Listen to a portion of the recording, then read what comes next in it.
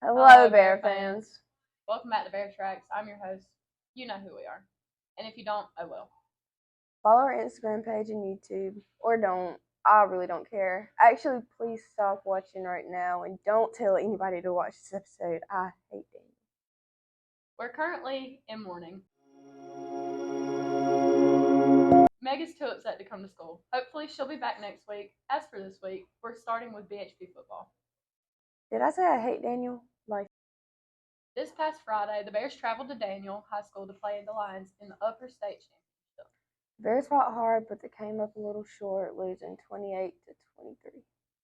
The Bears still had a great season. They won region for the first time since 2018 and finished the season 13-1. Minor setback for a major comeback next season. State. Now it's time for us to transition to winter sports. Each week, we will be focused on our BHP Bears wrestling varsity team and our boys and girls basketball team. Our boys and girls basketball teams fell in their season opener on the road at Chapman. The boys lost 76-72 and the girls lost 49-38. Braylon Dennis led the boys in scoring with 26 points and 2 highlight reel dunks. Quay Alexander added 13 points.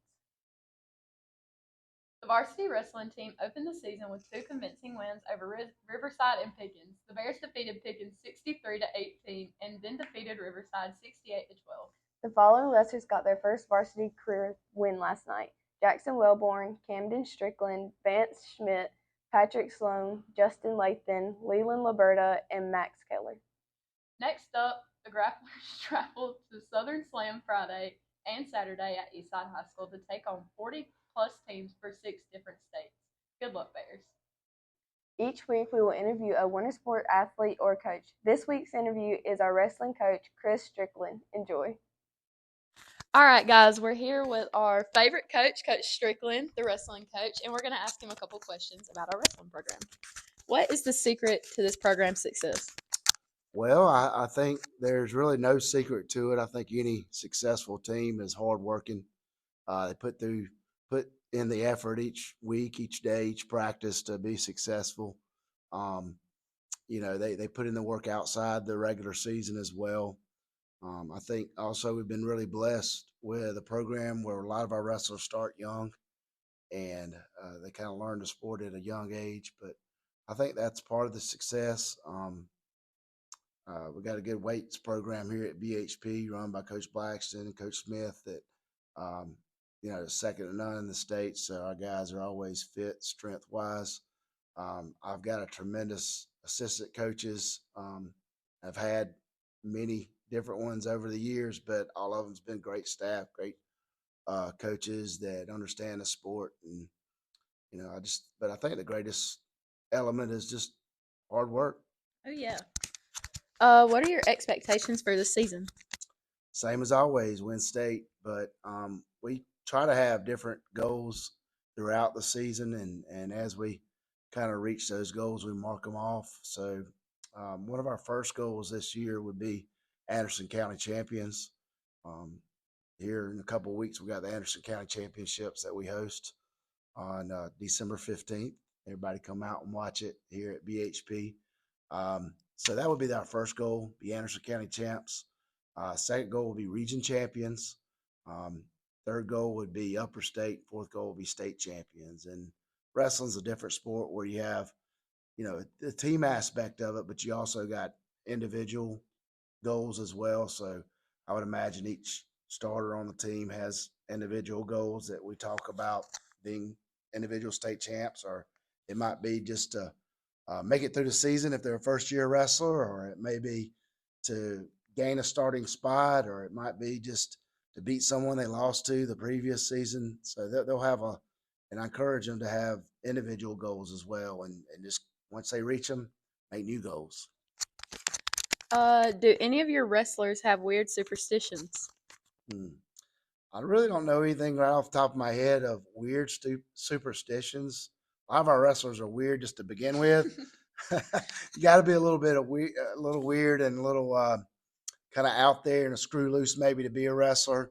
I know some of them, they don't necessarily like to wash their shoes or knee pads, which can get a little stinky after a while. But off the top of my head, not really. I think some of them try to get the same singlet every time, but they all look the same. So there's not a big difference in their singlets. They get their own headgears if they want. So some of them make sure they have their own headgear and keep that for a long period of time. I know, like one of our wrestlers, JoJo Morris, he's had the same headgear for as long as I can remember. So yeah, I guess that's one. But you'd have to ask the wrestlers some of their superstitions. I leave that up to them. I'm not a super superstitious person. So Okay, and last question: which wrestler makes you laugh the most? they all pretty funny. I got a really kind of funny group this year. They little jokesters, but I would say probably the funniest or greatest jokester would be between Jaden Morse. He's a jokester. Dylan Lauder, he can be a jokester as well, and probably Nurikas Cowan. Those three right there, I think, are kind of jokester fellas and kind of like to pull my goat a little bit, but big guys. But you know, yeah. All right, well, thank you. And everybody come out and watch all of our wrestling matches this season. I think it's going to be a good year. During football season, we try to do a punishment every week. That proved to be difficult. For winter season, we're going to do a punishment once a month. We will keep track of our records on predictions, and at the end of each month, the losers will be punished.